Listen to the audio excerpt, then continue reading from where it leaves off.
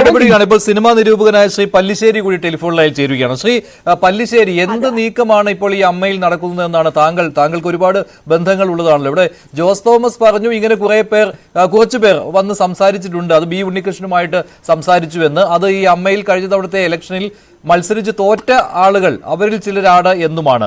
താങ്കൾക്ക് കിട്ടിയ വിവരം എന്താണ് നടക്കുന്നത് യഥാർത്ഥത്തിൽ ഈ സിനിമാ മേഖലയിൽ ഈ ഹേമ കമ്മിറ്റിയെ തുടർന്നുണ്ടായ പ്രശ്നങ്ങൾ, ഈ സംഘടനകൾ തമ്മിലുള്ള ഒരു പരസ്യമായ ഒരു ഭിന്നിപ്പിലെ കാര്യങ്ങൾ വരുന്നുണ്ടോ? ഞാൻ ഒരു കാര്യം കൂടി ചോദിക്കട്ടെ. ഇപ്പോൾ ഈ ഫെഫ്ക ഒരു പഠന റിപ്പോർട്ട് പുറത്തിറക്കിയിട്ടുണ്ട്. അതിൽ ഈ അമ്മ തയ്യാറായില്ല സംയുക്തമായി ഒരു വാർത്താ സമ്മേളനം നടത്താൻ എന്നാണ്. അപ്പോൾ ആരാണ് അതിന് തടസ്സം നിന്നത്?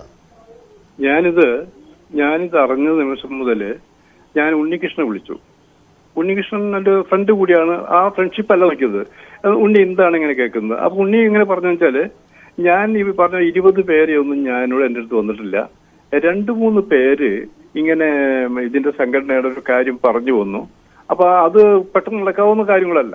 അപ്പൊ ഞങ്ങൾ പറഞ്ഞ കൂട്ടത്തിൽ ഞാൻ പറഞ്ഞു, ഇനി അങ്ങനെ സംഭവിക്കുകയാണെങ്കിൽ നിങ്ങൾ എവിടെയാണ് ഇവിടെ ഉൾക്കൊള്ളിക്കുക? കാരണം ഇത് ഫെഫ്ക എന്ന് പറഞ്ഞാല് അതിൽ താരങ്ങളില്ല അതില്. അപ്പൊ താരങ്ങളില്ലാത്ത അവരെങ്ങനെ കൊള്ളിക്കും? അങ്ങനെ വരികയാണെങ്കിൽ, അങ്ങനെ സംഭവിക്കുകയാണെങ്കിൽ ഞങ്ങൾ മാക്ട ഉണ്ടാക്കിയ പോലെ, മാക്ടയ്ക്ക് അങ്ങനെ പ്രത്യേകത ഉണ്ടല്ലോ, മാക്ട ഉണ്ടാക്കിയ പോലെ അമ്മയെ അതിൽ സംഘടിപ്പിക്കും എന്നാണ് എന്നോട് പറഞ്ഞത്. ഞാൻ അപ്പൊ തന്നെ ജഗദീഷിനെ വിളിച്ചു.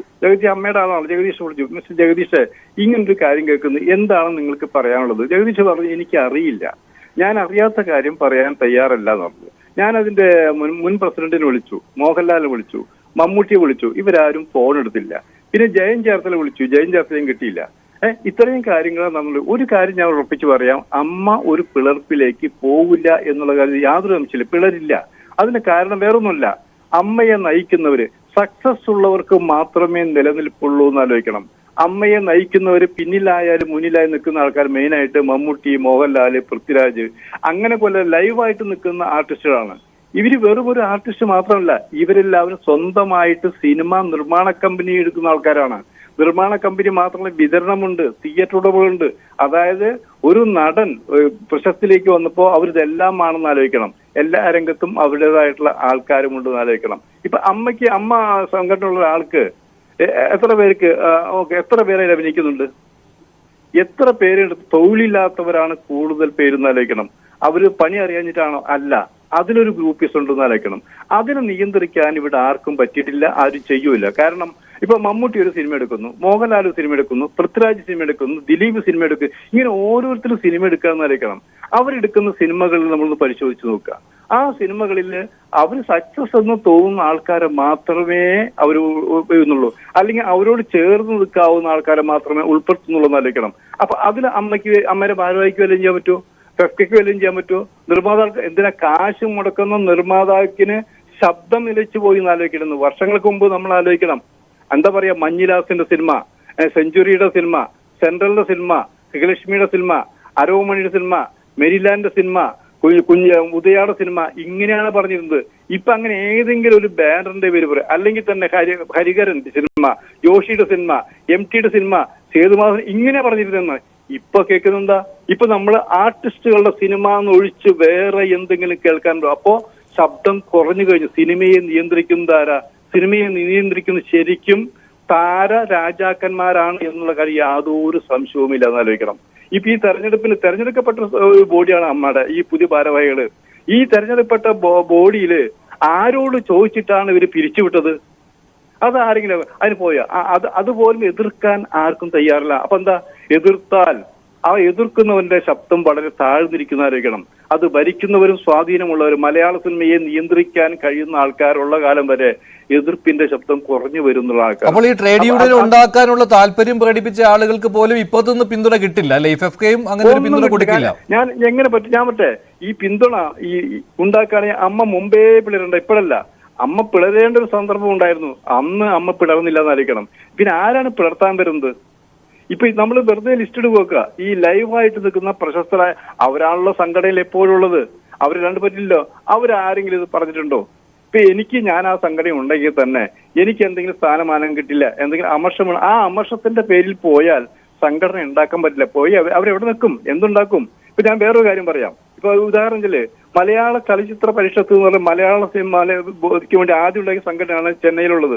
അത് ഇപ്പോഴുണ്ട്. അതായത് ഏകദേശം 68 വർഷമായിട്ട് നിലനിൽക്കുന്ന സംഘടന. പ്രൈം മിനിസ്റ്റർ അടക്കമുള്ളവർ ഭാരവാഹികളായ സിനിമയാണെന്ന് നിലയ്ക്കും, ആ സംഘടനയാണെന്ന് നിലയ്ക്കും. ആ സംഘടന ഉണ്ടാക്കി എത്രയോ വർഷം കഴിഞ്ഞിട്ടാണ് ഇപ്പോഴത്തെ ആർട്ടിസ്റ്റുകൾ വന്നത്. അവരിൽ പലരും തന്നെ ആ സംഘടന മെമ്പർമാരാണ്. എന്താ മലയാള സിനിമ ചെന്നൈയിലായിരുന്ന അവസരത്തിൽ അവിടെ ഉണ്ടാക്കിയ സംഘടനയാണെന്നല്ലേ. ആ സംഘടന ഇപ്പോഴുണ്ട്. ആ സംഘടനയുടെ പ്രസിഡന്റ് സെഞ്ചുറിയുടെ കൊച്ചുമോനാണ്. ആ സംഘടനയുടെ സെക്രട്ടറി ഡോക്ടർ CG രാജേന്ദ്ര. അത് മിക്കപേരും അതിലുള്ളതാക്കും. എന്നാൽ ആ സംഘടനയുമായിട്ട് ആ സംഘടന പൊളിക്കാൻ വേണ്ടി വർഷങ്ങൾക്ക് മുമ്പ് നമ്മുടെ സുധീറിനെ മുൻനിർത്തിക്കൊണ്ട് സംഘടന ഉണ്ടാക്കി. ആ സംഘടന ബദലായിട്ട്. എന്നിട്ട് എന്ത് സംഭവിച്ചു? ഒന്നും സംഭവിച്ചില്ല എന്ന് ആലോചിക്കണം. മറ്റേ സംഘടന ഇപ്പോഴുണ്ട്. എന്ന പോലെ തന്നെ അമ്മയ്ക്ക് എതിരെ ബദൽ സംഘടന എന്തായാലും ഉണ്ടാവില്ല. അത് ഉറപ്പ് തന്നെയാണ്. കാരണം അതിന്റെ അടിത്തറ അത്രയും ഉറപ്പിലാണ് നിൽക്കുന്നത്. അതുപോലെ തന്നെ ഇപ്പൊ ബി ഉണ്ണികൃഷ്ണൻ ഇങ്ങനെ കാര്യങ്ങൾ പറഞ്ഞപ്പോൾ അത് ഈ അമ്മയിലെ പ്രധാന ആളുകളുമായിട്ട് ഈ ഫെഫ്കയ്ക്ക് ചില ഉരസലുകൾ ഉണ്ടായിട്ടുണ്ട്, അതുകൊണ്ടാണെന്നുള്ള രീതിയിലുള്ള ചില വിലയിരുത്തലുകൾ വരുന്നുണ്ട്. മാത്രമല്ല ഈ ഫെഫ്ക ഇന്നലെ മാധ്യമങ്ങൾക്ക് നൽകിയ റിപ്പോർട്ടിലും തുടക്ക ഭാഗത്ത് ഞാൻ നേരത്തെ പറഞ്ഞ പോലെ അമ്മ ഈ വാർത്താ സമ്മേളനത്തിന് തയ്യാറായില്ല എന്നും പറയുന്നുണ്ട്. അപ്പോൾ അതൊന്നും പക്ഷേ ഈ ഒരു ഉരസൽ കാരണമാണെന്ന് ഇപ്പോൾ താങ്കൾ കരുതുന്നില്ല അല്ലേ? മാത്രമല്ല ഇങ്ങനെ ആളുകൾ സമീപിച്ച കാര്യം, അമ്മയിൽ നിന്ന് സമീപിച്ച കാര്യം ഇത് വാർത്തയാകണമെന്നും ഈ FEFKA general secretary B Unnikrishnan ആഗ്രഹമുണ്ടായിരുന്നു. കാരണം അത് അമ്മയ്ക്ക് ഗുണകരമായി തീരുന്നതിന് വേണ്ടി. കാരണം ഇങ്ങനെ ഒരു നീക്കം അവിടെ നടന്നു, അത് നടക്കില്ല എന്നുള്ള കാര്യം വിളിച്ചറിയിക്കുകയാണ് അദ്ദേഹം ചെയ്തതെന്നാണോ? അല്ല, അതെന്നറിയാ, ഇത് നടക്കില്ല എന്ന് പറയാൻ കാരണം ഇപ്പോ ഉണ്ടാക്കുകയാണെങ്കിൽ മാക്ടയുണ്ട്. ഫെഫ്കയുടെ കീഴിൽ ഒരു ഘടകമാണ് മാക്ട. അപ്പൊ അമ്മ വരികയാണെങ്കിൽ അമ്മ എന്നുള്ള പേര് തന്നെയാണ് പറയാം. കാരണം ആ അമ്മ ഉണ്ടാക്കുന്ന ആദ്യത്തെ മീറ്റിംഗിൽ പങ്കെടുത്ത മാധ്യമ പ്രവർത്തനം അതിന് പേരിട്ടത് മുരളിയാണെന്ന് ആലോചിക്കണം. അത് അമ്മ തന്നെ അല്ല, അമ്മ തന്നെയാണത്. ആ അമ്മയുടെ പവിത്രമായ ആ രീതി തന്നെയാണ് അതിന്റെ പേരിട്ടിരിക്കുന്നത്. ആ പേര് ആര് വിചാരിച്ചാലും മാറ്റാൻ പറ്റില്ല ആളാണത്. പിന്നെ അമ്മയുടെ കാര്യം പറയുമ്പോൾ എന്താ, അമ്മയ്ക്ക് ഇപ്പൊ എന്താ കുറെ പേർക്ക് നമ്മൾ കുറെ പേർക്ക് അവർ പൈസ കൊടുക്കുന്നുണ്ട്. അത് നിസ്സാര കാര്യമല്ല. വീട് വെച്ച് കൊടുക്കുന്നുണ്ട്. അതും ചെറിയ കാര്യമല്ല. കാരണം മാസം ഇത് 5000 6000 രൂപ കാട്ടിയിരുന്നിട്ട് ആ 6000 രൂപയുടെ ചെലവ് അതിന് മരുന്നുകളെല്ലാം കൊടുക്കുന്നു ആലോചിക്കണം. ഇത് നമ്മുടെ സ്റ്റേറ്റിന് കൊടുക്കാൻ പറ്റുന്നില്ല എന്ന് ആലോചിക്കണം. അപ്പൊ ഒരു സംഘടന വീഴ്ചകളുണ്ടാവും, പരാതികൾ എതിരില്ലാത്തത് എല്ലാ സംഘടനയും വീഴ്ചകൾ ഉണ്ടായിരിക്കും. ഇപ്പൊ ഉണ്ണികൃഷ്ണൻ എന്നാന്ന് വെച്ചാൽ ഉണ്ണികൃഷ്ണൻ എനിക്ക് പൊക്കി പറയേണ്ട ആവശ്യമൊന്നുമില്ല. കാരണം ഞാൻ ആരുടെ ചെലവിലും ഒരാളുടെ ചെലവിലും ഒരു സംഘടനയുടെ ചെലവിലും ജീവിക്കുന്ന ഒരാളല്ല എന്നല്ലേക്കണം. കറക്റ്റായിട്ട് കാര്യങ്ങളാ. ഞാനപ്പോൾ വിളിച്ചത് അതിന്റെ ആൾക്കാരാ. ഉണ്ണി ഇങ്ങനെ പറഞ്ഞിട്ടുള്ളൂ, ഞാനായിട്ട് ആരെയും വിളിച്ചിട്ടില്ല, ഞാനത് സമ്മതിച്ചിട്ടില്ല. അവസാനം ഞങ്ങൾ സംസാരിച്ചു ഉണ്ണി തന്നെ സൂചിപ്പിച്ചു, ഇത് അങ്ങനെ സംഭവിക്കാൻ പോകുന്നതല്ല, അങ്ങനെ സംഭവിക്കില്ല എന്ന് എനിക്കറിയാന്ന് പറഞ്ഞു. അപ്പൊ ഇനി സംഭവിച്ചാലോ, ഉണ്ണി അങ്ങനെ സംഭവിച്ചാൽ നമ്മൾ ആലോചിക്കേണ്ട കാര്യമാണ്. അപ്പൊ മാറ്റയെ പോലെ അമ്മ എന്നുള്ളതുണ്ട്. അത് നടക്കുന്ന കാര്യമല്ല എന്ന് ഉണ്ണി തന്നെ സമ്മതിച്ചു കഴിഞ്ഞു. പിന്നെ ഇത് ആരാണ് എന്താണ് ഇങ്ങനെ വന്നതല്ലേ, ഒരു കാര്യം ചെയ്യേണ്ടതുണ്ട്. ഈ തെരഞ്ഞെടുക്കപ്പെട്ട ഈ കമ്മിറ്റിയെ പിരിച്ചുവിട്ടത് എന്തിന്, പിരിച്ചുവിട്ടത് ആര് എന്ന് ആലോചിക്കണം. അവിടെ നമ്മൾ ആലോചിക്കേണ്ടത് ഇതിന്റെ ഈ ജസ്റ്റിസ് ഹേമ കമ്മീഷൻ റിപ്പോർട്ട് ഇപ്പോഴല്ല വന്നിട്ടുള്ളത്. എന്താ ഇപ്പോഴല്ല, ഇത് 6 മാസം കൊണ്ട് റിപ്പോർട്ട് സമർപ്പിക്കാനാണ് മുഖ്യമന്ത്രി പറഞ്ഞിട്ടുള്ളത്. 6 മാസത്തിലുള്ള 1.5 മാസം തുടങ്ങിയപ്പോ ആരായാലും മെമ്പർമാര് ജസ്റ്റിസ് ഹേമയുണ്ട്, KP വരസരകുമാരി IAS ഉണ്ട്, നമ്മുടെ നടി ഉർവശി ശാരദയുണ്ട്. ഇവര് 3 പേരുള്ളതെന്ന് ആലോചിക്കണം. അന്ന് ഞങ്ങൾ പറഞ്ഞിരുന്നു ഈ 3 സ്ത്രീരത്നങ്ങൾ മാത്രം പോരാ. ഏതെങ്കിലും സംഘടനയെ പ്രതിനിധീകരിച്ചുകൊണ്ട് 2 പുരുഷന്മാർ കൂടി വേണമെന്ന് പറഞ്ഞിരുന്നു. കാരണം എന്താ പറയാ, അങ്ങനെ വരുമ്പോൾ കുറെ കൂടി മാറ്റങ്ങൾ ഉണ്ടായിരിക്കും. ഇവര് റിപ്പോർട്ട് പോയപ്പോ അവർ വളരെ ഈസി ആയിട്ട് ഇത് റിപ്പോർട്ട് ഉണ്ടാക്കാന്ന് വിചാരിച്ചിരുന്നത്. ഈസി അല്ല. അടന്നപ്പെടാ മനസ്സിലായത് വമ്പന്മാരാണ് വന്നിരിക്കുന്നത്. വമ്പന്മാരെന്ന് പറഞ്ഞാൽ ഈ റിപ്പോർട്ട് കൊടുത്താലാ പറയില്ല.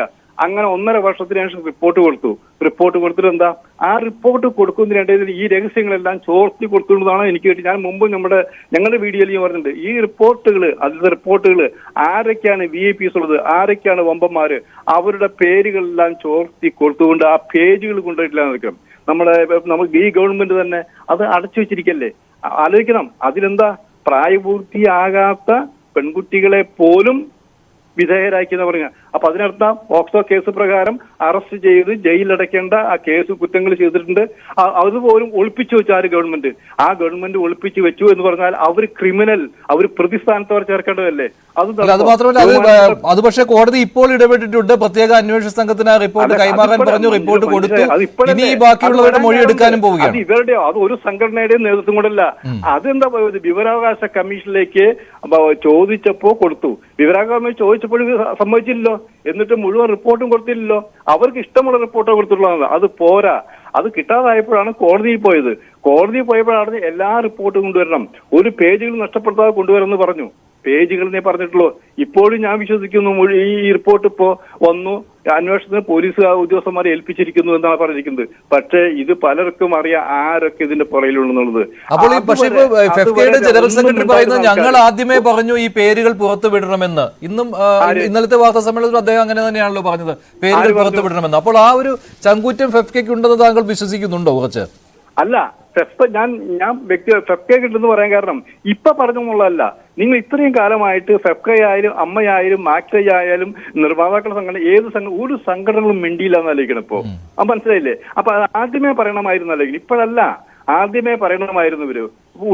കാരണം എന്താ പറയാ, ഇവിടെ നമ്മൾ രാധിക എന്നുള്ള ആർട്ടിസ്റ്റ് ഉണ്ടായിരുന്നു, MR രാധയുടെ മകള് രാധിക ഒരു വെടിവെച്ചില്ല ഇവിടെ. മലയാള സിനിമയിൽ അഭിനയിക്കാൻ വന്നിട്ട് അവര് കാരവന്റെ ഡ്രസ് മാറുമ്പോ അത് കണ്ട് ആസ്വദിക്കുന്നവരിവിടെ ഉണ്ടെന്ന് പറയുന്നത്.